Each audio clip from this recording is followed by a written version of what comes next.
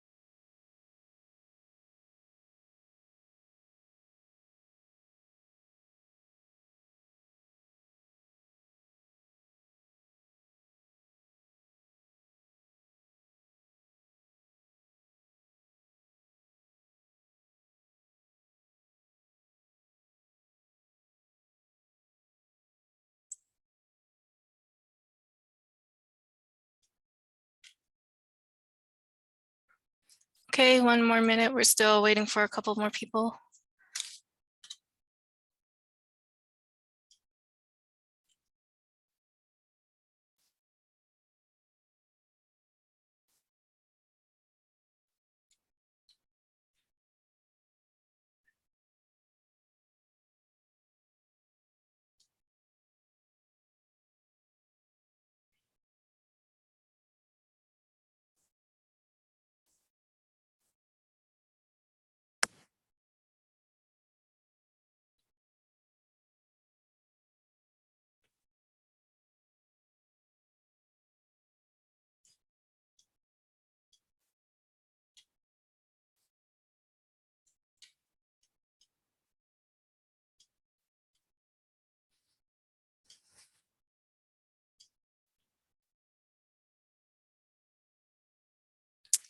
Okay, it's 4:30.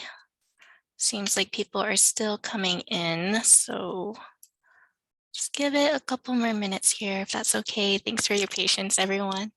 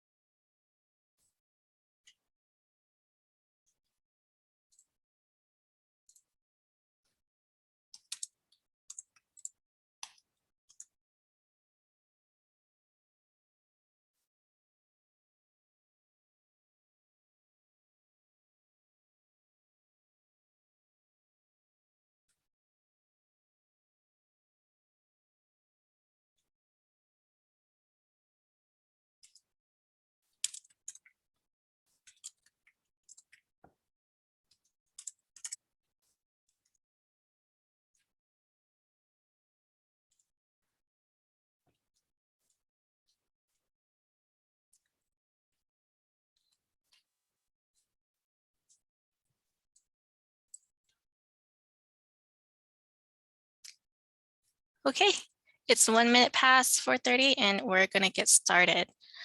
All right, thanks for coming, everyone.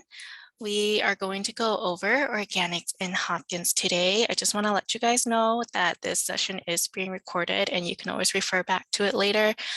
It will be posted on the website where the same spot where you found this link. All right, so basically we're just gonna go over how to manage your organics and why the program is here in Hopkins. Let's see. All right. So just a little bit of background information about me first. I went to the University of Minnesota Twin Cities and graduated with my degree in environmental science, policy, and management with a sustainability minor. I recently moved to Hopkins in July, so now I'm working as a Minnesota Green Corps member. So if you don't know what that is, it's a subgroup of AmeriCorps. It's an 11-month program, and I will be serving Hopkins until August of 2022. So you're all probably wondering, why are we doing organics recycling now? Well, Hennepin County Ordinance 13 has required that all cities with a population of over 10,000 be required to provide the opportunity for curbside organics recycling. And this applies to single-family homes through fourplexes with the city's Republic contracting services. Unfortunately, this does not apply to multifamily housing with dwellings of 5 or more units. So we still have our drop-off site to residents who don't have, who can't access this program. And that is at the Minnetonka Hopkins Recycling Center. So I'm assuming you guys are here because you're interested in signing up for the Hopkins Organics Curbside program, or you have already signed up. If you haven't signed up, it's really simple. You can just go online at the Hopkins website. You fill out a quick form, or you just contact Pam. A few weeks ago, there was also a mailer that came out. You guys should have gotten it. It's hard to see, but basically, it just goes over the basics of organics, a little bit of the details of the program, and at the end, there is a little postcard that you can fill out and send in, and we can get you signed up. If you have already signed up, don't worry about any of this. Okay, so the organics program is really simple. There is no changes to the pickup schedule. It's collected weekly, same day as garbage day. Traditional recycling is still picked up bi-weekly, and they come in the carts are 32 gallons. So that's around 3 feet tall, about the same as the smallest garbage cart you can get. If you already don't have one, you may have seen them around in Hopkins already. All right, so finally, what is organics recycling? You collect food waste, food soiled paper, certified compostable products, and other compostable household items. Then you bag those in BPI or paper bags, and you place the waste in your curbside organics bin. Waste haulers will then pick it up and deliver it to an industrial compost site. And then those organics are recycled into compost, which is like a soil amendment that you can add in your gardens, to projects, or whatever you're working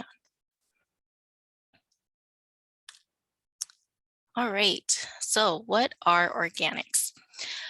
Organic material comes from anything that was once alive and or can break down into compost. So that's like your fruits and vegetables.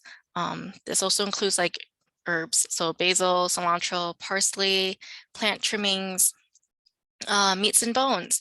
And this also includes stuff like eggshells, cheese, hair, and nail clippings that usually can't go into your backyard composting bin. Finally, there's also tree or plant products. So that's like tissues, napkins, and paper towels. Those are all considered organics and are compostable. So why should we recycle our organics?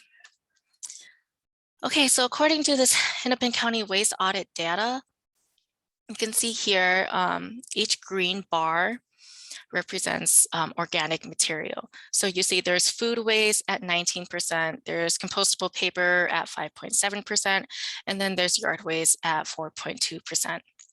If you add all of those together, you get around 25 to 30%, and that's about a third of your trash that can be diverted into organics. Okay, so Landfill capacity urgency. This is a local issue that needs immediate action. So here's the big problem is we are out of capacity here. So for example, there's Waste Management's landfill in Burnsville. It's off I-35 and next to the Minnesota River. They've applied to raise the capacity of this landfill by 260 feet, which is approximately 18 stories high. And that's about 18 more stories of municipal solid waste near a river that can cause a lot of environmental harm. So that leads to our next point here. So this is an issue because it can cause contamination to soil and water. It can lead to further degradation of surrounding ecosystems. It can impact human health, and it can contribute to more greenhouse gas emissions. Being out of capacity also means our waste is sent somewhere else. So in 2019, 12%, so 123,000 tons of metro area landfill waste ended up in northern Iowa and western Wisconsin. To help tackle this issue, we must start by aiming for higher recycling rates, which is why we're here to learn about organics recycling. This also extends to upcycling, which is reusing things you already have in your home, or just reusing things in general that you don't have to buy new items. You can also do this by traditionally recycling more as well. So let's see here. Let's see. There we go. Diverting organic waste. Okay. So food waste has high moisture content. It has significant landfill waste. So that causes leachate and it emits more greenhouse gas emissions. So we talked about that a little earlier. Food also decomposes super slowly in landfill. When it's in a landfill, it goes through an anaerobic process, which means that it decomposes without oxygen.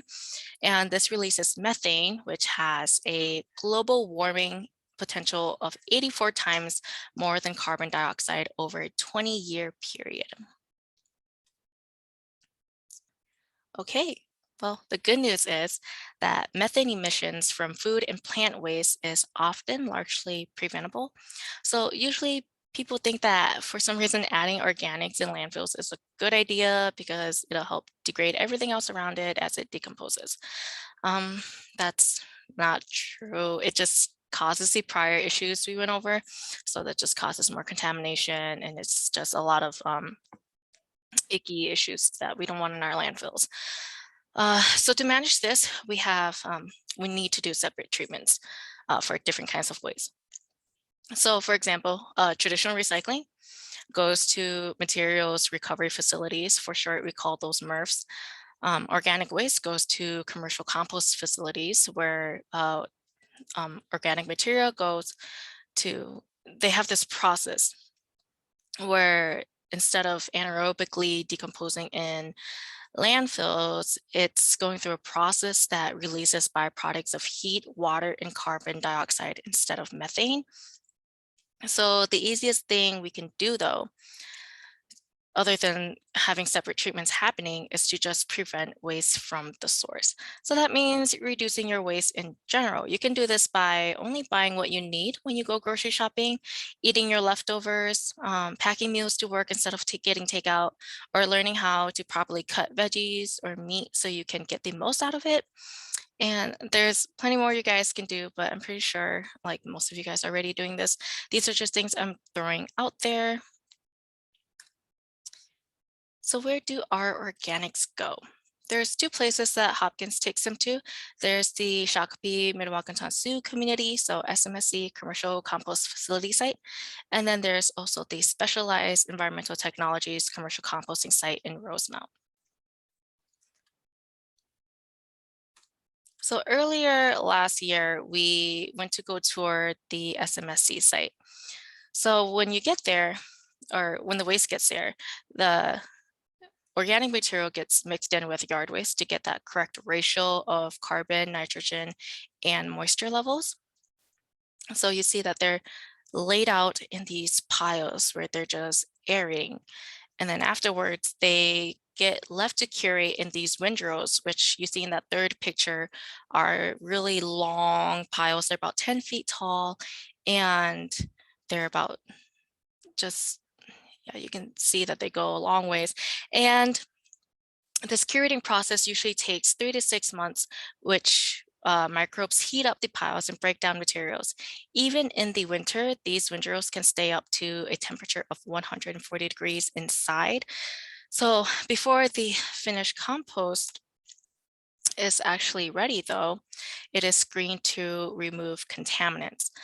So contaminants would be like plastic bags, plastic items and chunks, glass. Glass is a big issue here that we don't want to deal with, simply because the filtering and screening system is meant for lighter items. Glass is super dense and it's see-through. It's hard to see. Uh, when it gets contaminated, staff actually have to go in and pick out the glass pieces by hand, and that can pose a health issue as well. And it's just nasty to deal with. If a pile comes in and has too much glass or contaminants, the facility sites usually don't process them at all. Okay, so finished compost uses. Finished compost goes into gardens. It can be used in construction. It can be used in landscaping. Another thing I want to touch on quickly is the economic impact of composting. So it helps generate a circular economy here in Minnesota. It helps supports around 700 jobs, and it generates about 148 million in gross economic activity per year. The composting industry also supports 48 times more jobs than landfilling operations do on a per ton basis. So it's a lot more sustainable in the long run. All right, so how do we manage organics? Collection. Counter bins. If you don't have fancy countertop bins, that's okay. There's a bunch of alternatives. You can use like the gallon ice cream buckets. You have coffee cans. On that second photo there, there's that plastic pails with usually with lids. We have a lot of bins that you can repurpose. Don't worry, you can put them in more than one place. Usually people would put one in their kitchen and then one in their bathroom. So your kitchen can be for like your food waste, your food scraps, and then the ones in your bathroom can be for things like Q-tips with the cotton stem or like cotton balls, hair. Okay, so appropriate bagging and tips. Bags must be BPI certified. You can also use paper bags if you don't have BPI certified bags. And to prevent bags from breaking down too quickly, there are a couple tips you can do.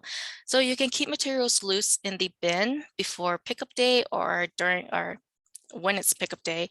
You can separate your wet organics from your dry organics. So wet usually is like your food scraps, things that can generate liquids and fluids. Dry organics are things that are like napkins, paper 8 cartons, the pizza box. And you can also line bags with dry organics. So if you just have one bag, you can line the edges or the bottom of the bag with your dry organics first, and you can like strategically place things in where the fluids can get soaked up by the more absorbent materials. And just to remember that you should always drain your liquids regardless of how you're collecting your organics, just because liquids is usually what causes bags to break down the most. Yeah. Okay, odor management. I can see here in the chat that yes, freezing wet organics, that's also a great idea. You can freeze or refrigerate your organics.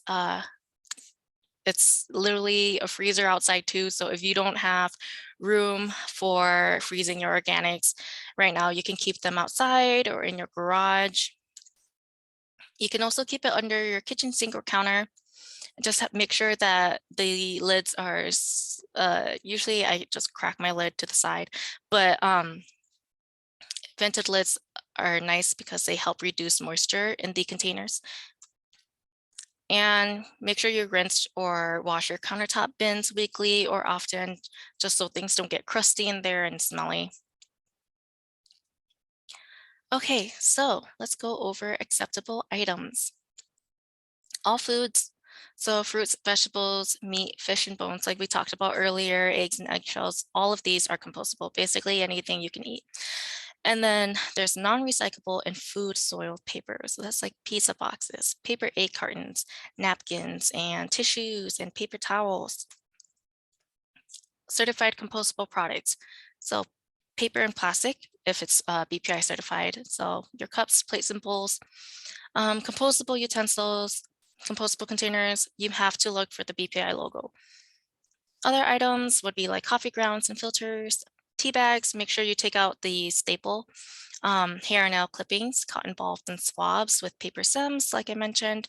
Houseplants and flower trimmings are great. And smaller wooden items work as well. So like toothpicks, popsicle sticks. Okay, unacceptable items. Animal waste, litter or bedding, cleaning, hygiene, baby wipes, diapers, sanitary products, all these are not compostable. Dryer sheets too, grease and oil. Plastic bags, styrofoam, products that are labeled biodegradable are actually not biodegradable. It's just, they're just saturated with chemicals. They may break down, but those chemicals don't disappear. Traditional recycling items, absolutely not. They're just contaminants. And also no yard waste. The yard waste depends from program to program, but here in Hopkins, the facilities that we take them to already have their own sort of yard waste mixture that they deal with. So we treat our yard waste differently here. Also new consumer products. So there, for example, there's like phone cases that are coming out that are listed as sustainable and biodegradable, but really these aren't curbside recyclable. They are only made to break down at facilities that cater to breaking out those specific products. Yeah, don't throw those in the curbside. They will not compost. Okay, and it's not that simple. That's what we have to always go through these trainings. There's a lot of tricky items. I'm sure like a lot of us come across these items frequently or similar items. So none of these are compostable. For example, the Chinese takeout box, the McDonald's French fry box, fast food wrappers, and microwavable popcorn bags all seem fine because they look like they're made out of paper, which is true, but really these are coated with plastic to prevent grease to soak through. The same goes with that brown butcher paper you see there at the bottom. It's also coated with plastic to prevent fluids from breaking it down. The ice cream tub is made out of something called like a wet strength paper board, which you can probably guess is also lined with plastic to keep the container intact when it's in the freezer. The juice carton you see there, although it's not compostable due to having plastic and aluminum elements, it is actually traditionally recyclable just fine. And then we also have that Chipotle bowl that you think should be compostable because it's made out of fiber, but no. To prevent these bowls from breaking down too quickly from heat, moisture, and grease, it actually has a chemical called PFAS in there to hold it together. Even if the bowl does break down, these chemicals last a long time. So PFAS is actually known as the forever chemical just because it takes generations and generations to disappear. And sometimes it doesn't even. Okay, just a quick slide that's a reminder. So curbside versus composting. Main differences here is that, like we mentioned earlier, Composting facilities have the correct mixture of moisture, oxygen, and nitrogen levels. They have high enough heats to break down bones, fish, and meat, cheese, and other organics that we simply can't with our backyard piles. Here are some general do's and don'ts that are pretty simple to follow. If you are not sure, just throw it away. This goes with traditional recycling as well. But if you don't have the time to look it up, or if you're in a rush, but you still want it, and you're not sure, just throw it away. It's better to throw something that you're unsure of away than wish cycling it and having it contaminate the rest of your organics or what's at the facility. Just make sure to get rid of your organics weekly. This is a pest control issue. So if you don't want pests or you don't want smelly issues or problems, just throw away your organics weekly. Refer to the Hopkins website if you're not sure. And remember to always peel off fruit stickers. It's easy to forget about these guys because they're super small, but especially on those cuties and the stickers on bananas or apples, just remember to take those off. They aren't compostable at all. Okay, so don'ts here. Don't throw traditional recyclables with your organics. Don't include items that say biodegradable. They must have the BPI logo and be certified. Usually biodegradable items to say that it's just like a marketing tactic. They just want to sell it to you. They're just greenwashing. They're really not biodegradable. In our program, absolutely no yard waste. Okay, and this is just something really quick here. There's an organics bingo challenge that is going on from January 10th to the end of February. It's to help out with the transition into the program. There is, let's see, yeah, it's already started January 10th, and it goes until the end of February. You do not have to participate if you don't want to, but we encourage residents to do so anyways. We've got about a month left where you can enter a random drawing to win up to 3 boxes of countertop BPI bags. This challenge is super straightforward. Most of you are probably already doing half of the things on that bingo card. So it's just a fun way to help participants of the curbside program learn how to reduce waste, manage their organics, or help motivate friends, family, and neighbors to play as well. This is just a continuation of instructions for the challenge as you scroll down the website. The numbers correlate to what's on the bingo card, and you can click on the little drop-down arrow to see full instructions on how to complete a specific action.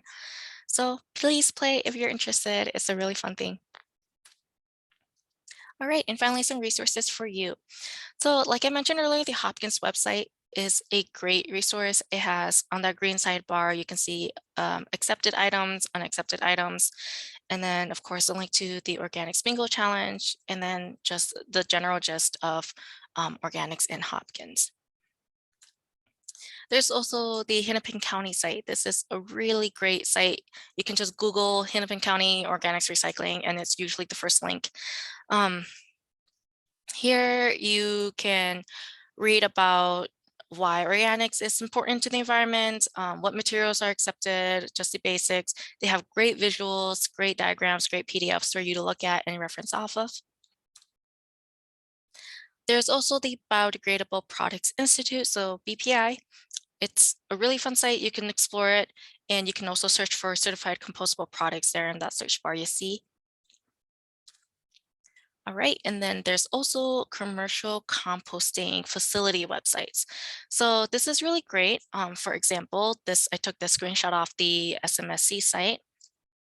It shows in categories from food, paper to other what's acceptable and what's unacceptable.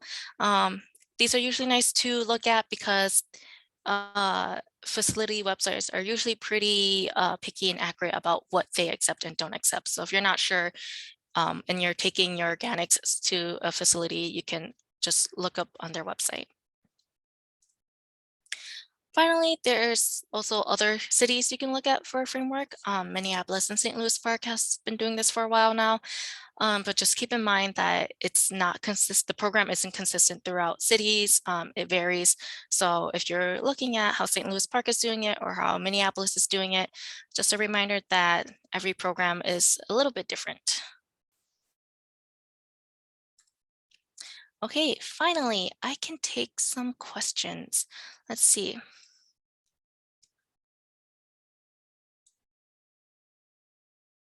Pacey, I can read some questions for Okay, you. sure. So the first question that we had was on start time. So that garbage and composting are picked up at different times, and whether or not that would continue. And yes, the city picks up your garbage, but another company is who will pick up your organics.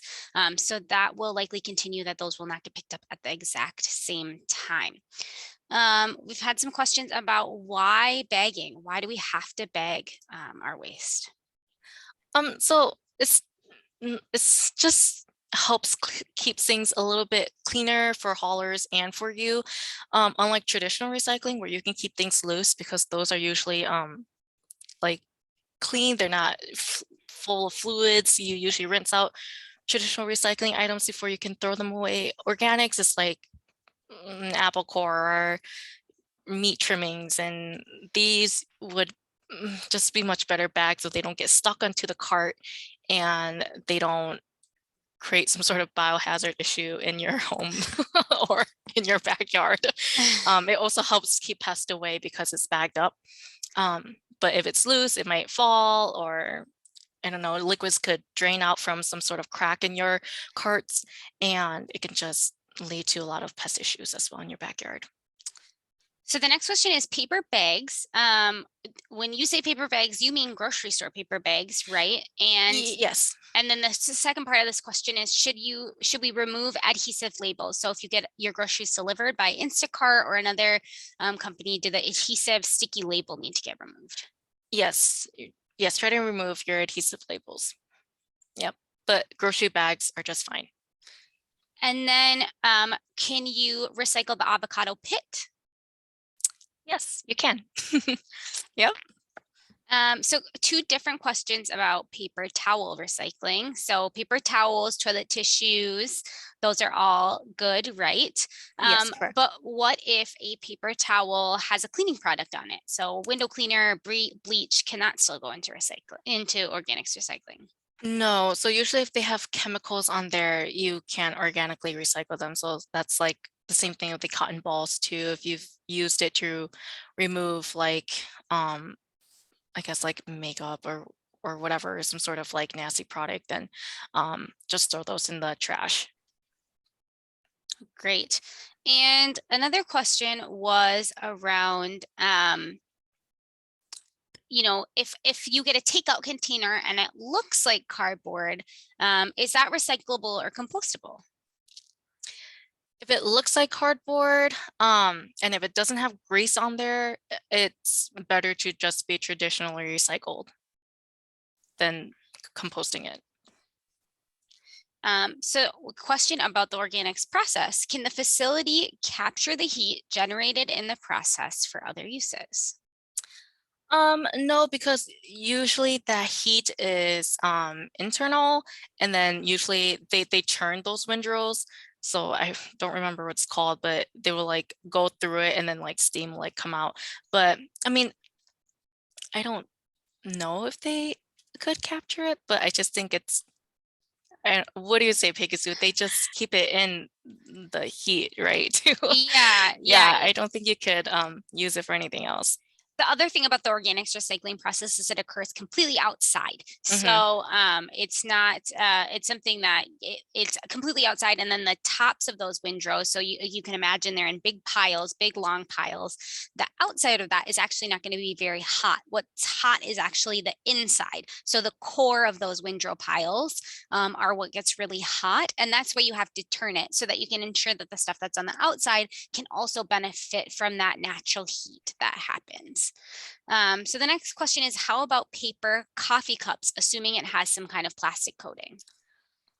Paper coffee cups, usually no, unless it has if it has the plastic coating, it has to have that BPI certified logo on there.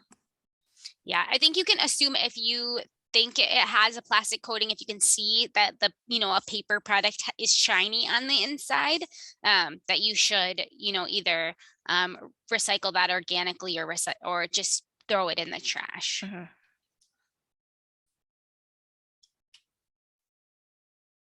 These are great questions. Yeah, let's see. Any other questions that anyone has?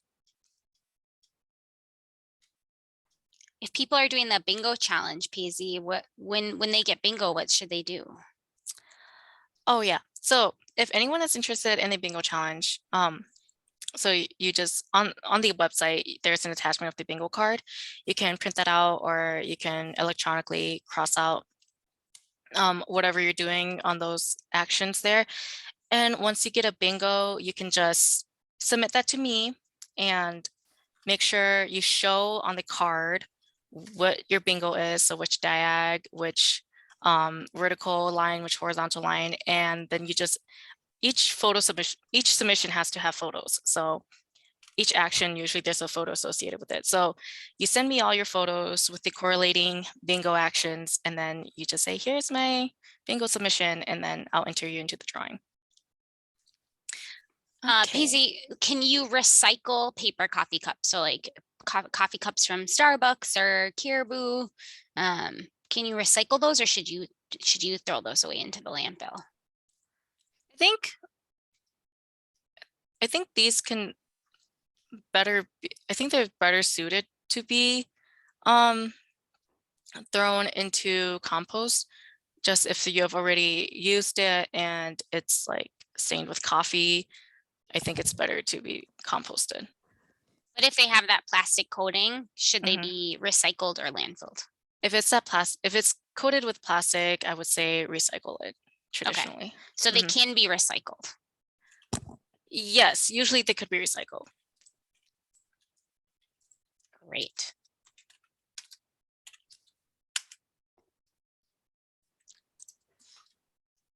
Where are good resources if I need to buy bags? Where should I go?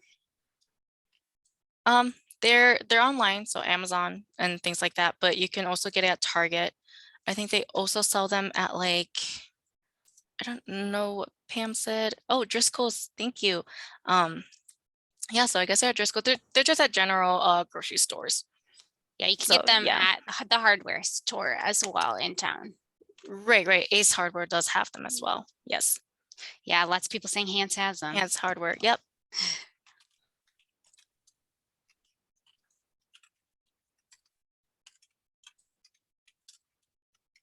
Okay, let's see.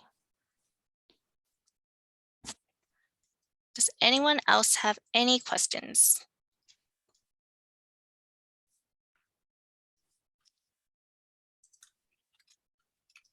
Just wait a few seconds here in case anyone's typing anything up. But if not, we can leave.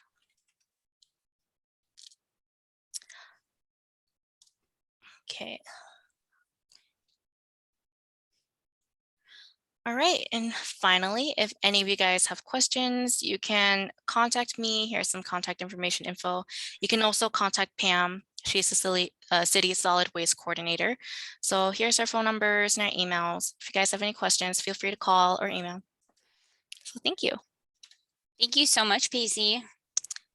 Have a good night, everyone.